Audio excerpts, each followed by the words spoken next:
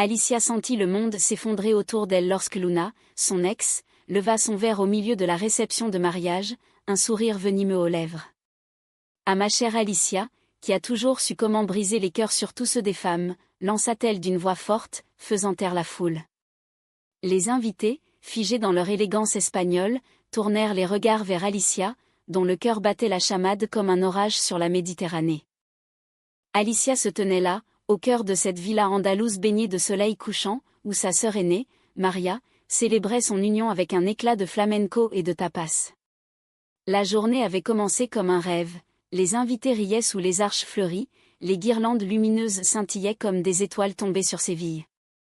Mais maintenant, avec Luna qui déversait son venin, Alicia revivait en un instant les mois de tourments qui l'avaient menée ici.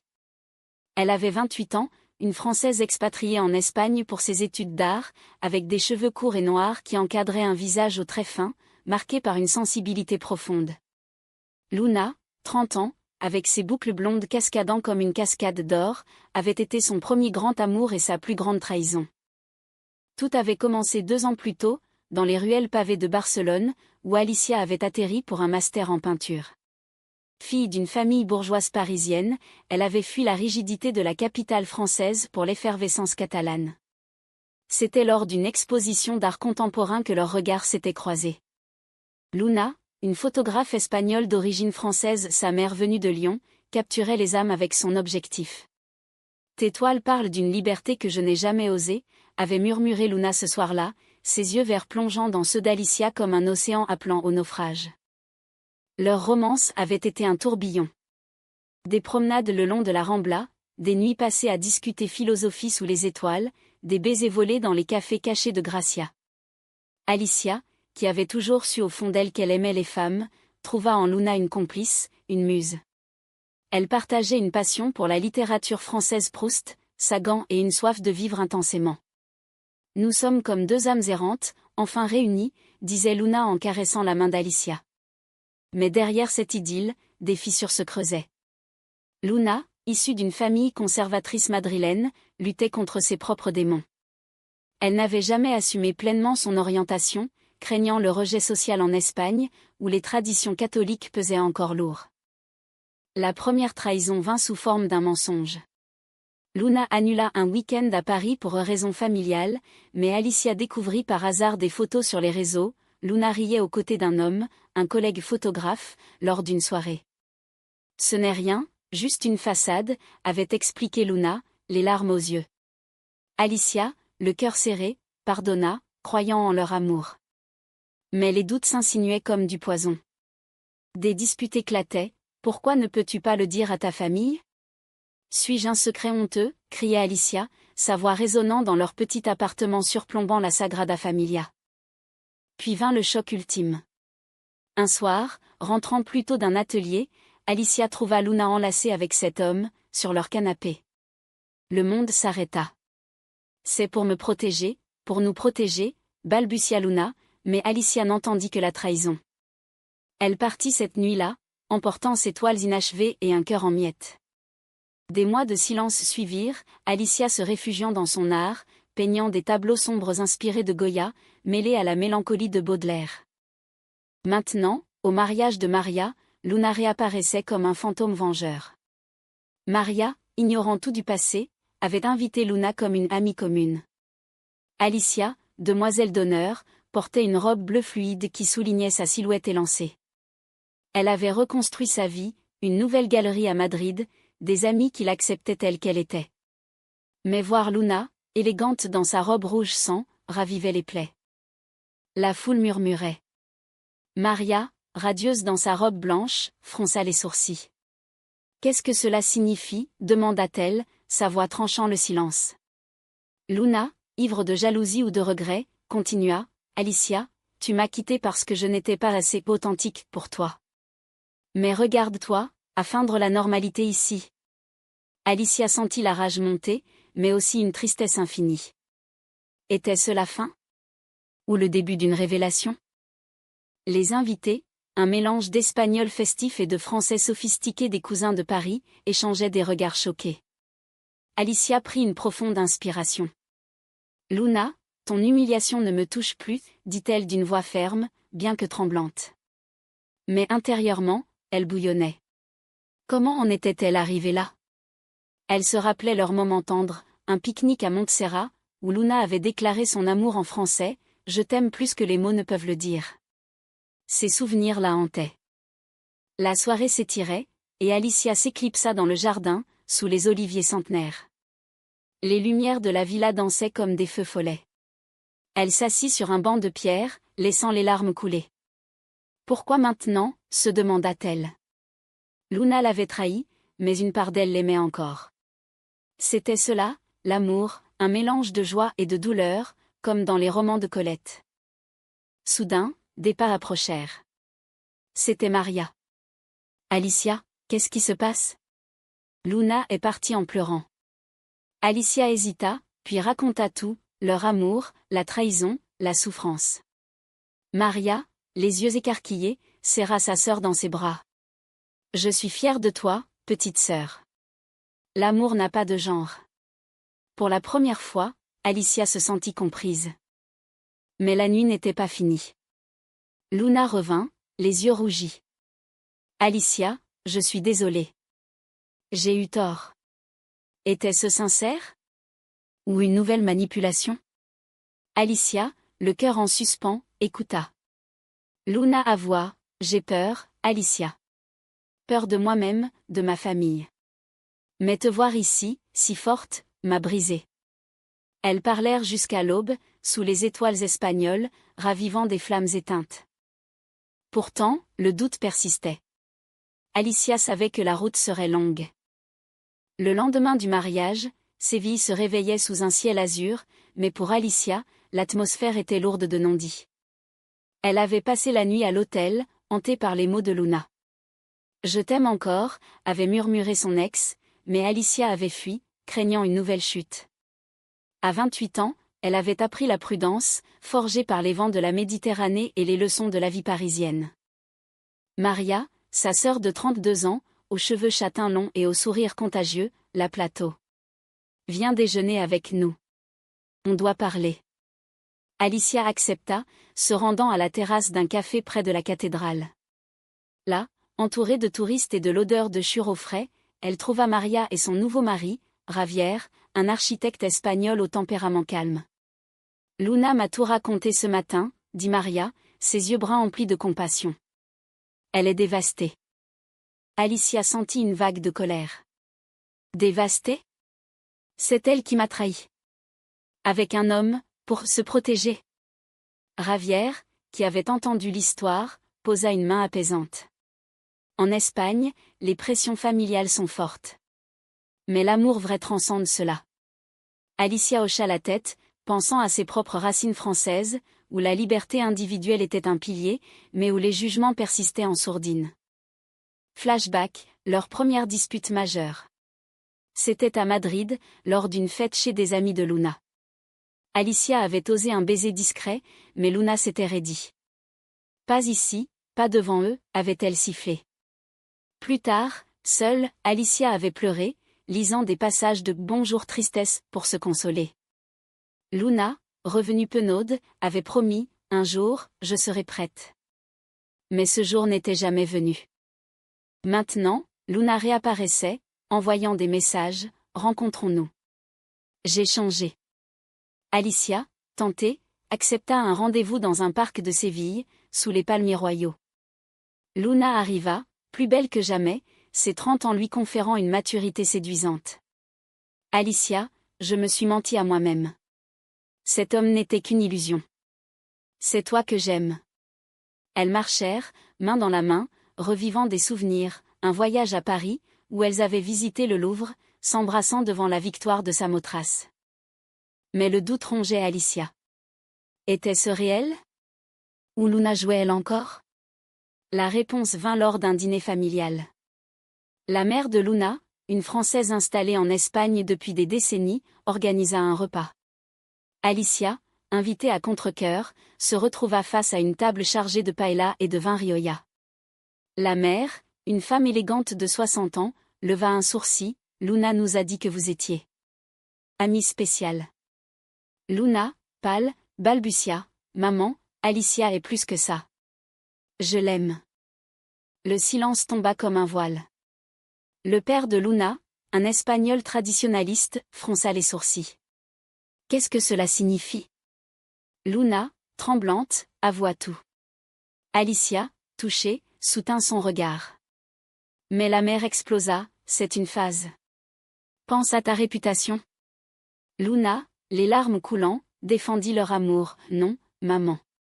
C'est qui je suis. Alicia, fière, ajouta, l'amour n'est pas une phase. C'est une vérité. La soirée vira au chaos. Le père quitta la table, la mère pleura. Luna, effondrée, se tourna vers Alicia. Je suis désolée. Je ne peux pas. Elle partit en courant, laissant Alicia seule avec les ruines. Trahison, encore. Alicia rentra à Madrid, le cœur en lambeaux, peignant furieusement des toiles abstraites, inspirées de Picasso et de ses tourments intérieurs. Des semaines passèrent. Alicia se concentra sur sa carrière, une exposition solo approchait. Mais Luna hantait ses rêves. Un jour, un colis arriva, des photos prises par Luna, capturant leurs moments heureux, avec une note, « Pardonne-moi. Je lutte. » Alicia, émue, répondit, « La lutte est partagée. » Puis, le Haut-Trao, l'exposition d'Alicia à Madrid. Parmi les invités, Luna apparut, seule. « Je suis venue pour toi, dit-elle. » Elles parlèrent, et Luna révéla, « J'ai quitté ma famille. Je choisis la liberté. » Elles s'embrassèrent, sous les regards curieux, mais Alicia sentit une réserve. Était-ce trop beau? La vérité éclata, Luna avoua avoir vu l'homme une dernière fois, pour clore. Rien ne s'est passé, mais j'avais besoin de certitude. Alicia, blessée, cria, toujours des secrets. Luna pleura, je t'aime, mais je suis brisée. Elles se séparèrent, encore. Alicia, seule, réfléchit. L'amour était-il cela, un cycle de joie et de peine? Inspirée par les auteurs français comme Yourcenar, elle décida de pardonner, mais à distance. Les mois suivants furent un tourbillon d'émotions pour Alicia.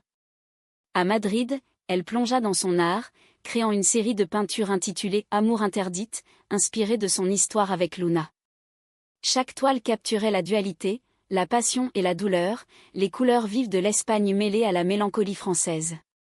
À 28 ans, elle gagnait en reconnaissance, exposant dans des galeries de Barcelone et même à Paris. Luna, de son côté, luttait. À 30 ans, elle avait rompu avec sa famille, vivant seule dans un studio à Séville. Elle photographiait des portraits de femmes fortes, cherchant à se réinventer. Des messages sporadiques à Alicia, « Je pense à toi. » Mais Alicia, prudente, répondait laconiquement. « Prends soin de toi. » Le conflit intérieur rongeait Luna. Elle consultait un thérapeute, explorant son identité. « J'ai trahi Alicia par peur », confiait-elle. Le thérapeute, une femme sage, répondait, « L'amour vrai demande du courage. » Luna, inspirée, décida d'agir. Un jour, elle se rendit à Paris, chez la famille d'Alicia. Les parents, des intellectuels ouverts, l'accueillirent. « Alicia nous a parlé de vous », dit la mère, une professeure de littérature. Luna avoua ses erreurs, « J'ai blessé votre fille. Mais je l'aime profondément. » Les parents, touchés, promirent de transmettre. Alicia, de retour à Paris pour une visite, apprit la nouvelle. « Luna est venue », s'étonna-t-elle. Sa mère hocha la tête, elle semble sincère. Alicia, confuse, marcha le long de la Seine, repensant à leur premier baiser sous la tour Eiffel, un souvenir volé lors d'un voyage. Était-ce le destin, se demanda-t-elle. Le climax approchait. Maria organisa une réunion de famille en Espagne, pour fêter son anniversaire. Alicia hésita, sachant que Luna pourrait être invitée. « Viens, petite sœur. »« La vie est trop courte », insista Maria. Alicia accepta, arrivant à la villa sous un soleil ardent. La fête battait son plein, musique flamenco, rire, vin fin. Luna était là, élégante, nerveuse. Elles s'évitèrent d'abord, mais le destin intervint. Lors d'une danse collective, elles se retrouvèrent face à face. « Danse avec moi » murmura Luna. Alicia, le cœur battant, accepta. Leurs corps se mouvaient en harmonie, comme autrefois. Plus tard, seule sur la terrasse, Luna s'ouvrit, « J'ai tout perdu pour toi. Ma famille me rejette, mais je suis libre. » Alicia, émue, répondit, « Et moi, j'ai guéri grâce à toi-même dans la douleur. » Elles s'embrassèrent, un baiser chargé d'années de tourments. Mais la trahison ressurgit. Un appel, la mère de Luna, suppliante. « Reviens, fille. Oublie cette folie. » Luna, déchirée, confia à Alicia, « Je ne sais pas si je peux. » Alicia, blessée, cria, « Choisis. Moi ou eux. » Luna, en larmes, choisit, « Toi. » Pourtant, le doute persistait. Alicia découvrit un message sur le téléphone de Luna, « À l'homme d'avant, besoin de parler. » Furieuse, elle confronta, « Encore lui. » Luna expliqua, juste pour clore. « Je jure. » Alicia, épuisée, partit. Des jours de silence. Alicia rentra à Madrid, peignant sa peine. Puis, une lettre de Luna, « Je t'aime. Viens à Séville. » Alicia, tentée, alla. Là, Luna avait organisé une surprise, une exposition privée de leurs photos et toiles communes. « C'est notre histoire, dit-elle. » Émue, Alicia pardonna. Elles recommencèrent, doucement. Des promenades, des discussions profondes. Luna affronta sa famille, « Acceptez-moi, ou perdez-moi. » La mère, après des larmes, céda, « Si elle te rend heureuse. » Leur amour fleurit, humain et imparfait. Alicia, inspirée, écrivit un journal, « L'amour lesbien n'est pas une révolte, mais une affirmation. » Elle voyageait, Paris, Barcelone, Séville, un pont entre cultures. Mais la vie testait. Luna tomba malade, un virus bénin, mais Alicia veilla, prouvant sa dévotion. « Tu es ma muse éternelle » murmura-t-elle. Luna guérit, plus forte. À la fin de cette période, elles s'installèrent ensemble à Madrid, fusionnant art et photographie. Leur relation, cassée ch'tine et romantique, devenait un témoignage de résilience. Les années passèrent, tissant un tapis de souvenirs pour Alicia et Luna. À 32 et 34 ans, elles vivaient à Madrid, dans un loft rempli de toiles et de photos. Leur amour, forgé dans le feu des conflits, était maintenant un havre de paix. Alicia exposait internationalement, ses œuvres mêlant l'abstraction espagnole à la poésie française. Luna, reconnue pour ses portraits LGBTQ+, capturait l'essence humaine avec une sensibilité accrue. Pourtant, les ombres du passé ressurgissaient parfois. Lors d'un dîner avec la famille de Luna, réconciliée mais tendue, le père lâcha, « C'est contre nature. » Luna, ferme, répondit, « L'amour est nature. » Alicia, soutenant, ajouta, « Comme chez Rimbaud, l'amour réinvente le monde. » La soirée se termina en trêve, un pas vers l'acceptation. Maria, maintenant mère, les visitait souvent. « Vous êtes mon inspiration », disait-elle, berçant son enfant. Javier approuvait, « L'Espagne change, grâce à des couples comme vous. » Leur routine était romantique, des matins paresseux avec café et croissant, un clin d'œil français, des soirées à lire Duras ou Beauvoir. « Tu es ma lumière », disait Alicia à Luna, caressant ses boucles blondes. Luna répondait, « Et toi, mon encre ?» Un jour, un défi majeur, Luna reçut une offre pour photographier à New York, 1 an. « Viens avec moi », supplia-t-elle. Alicia, attachée à son atelier, hésita. « Et si la distance nous brise ?» Luna rassura, « Notre amour a survécu pire. » Elles partirent ensemble, explorant Manhattan, fusionnant cultures. À New York, de nouveaux amis, une communauté LGBTQ+ vibrante. Elles assistèrent à des prides, affirmant leur identité. Mais la nostalgie de l'Espagne les ramena. De retour, elles décidèrent d'officialiser un mariage civil, simple, à Séville. La cérémonie fut émouvante. Maria comme témoin, famille présente même celle de Luna, réconciliée. Vœux en français et espagnol, « Je te promets fidélité, dans la joie et la peine. » Les invités applaudirent, touchée par cette histoire de résilience. Pourtant, le destin frappa. Luna découvrit une maladie rare, non mortelle mais chronique. Alicia, dévastée, veilla, nous affronterons ensemble. Luna, affaiblie, murmura, tu m'as sauvé tant de fois. Leur amour devint plus profond, humain, un témoignage de vulnérabilité. Alicia peignit une série sur la guérison, exposée à Paris. Critiques louèrent, une ode à l'amour lesbien, cassée et poétique. Luna, guérie, photographia Alicia, ma muse immortelle. Leur vie continua, marquée par des voyages, la Provence française, les plages andalouses. Elles adoptèrent un chat, symbole de leur foyer. Nous avons surmonté la trahison, la peur, disait Alicia. Luna acquiesçait, pour un amour authentique. À la fin, lors d'un anniversaire, entourée d'amis, Luna leva son verre, à Alicia, qui m'a appris le courage. Alicia répondit, à nous, survivantes. La foule, émue, applaudit. Leur histoire, personnellement humaine, inspirait, l'amour triomphe, même dans l'adversité.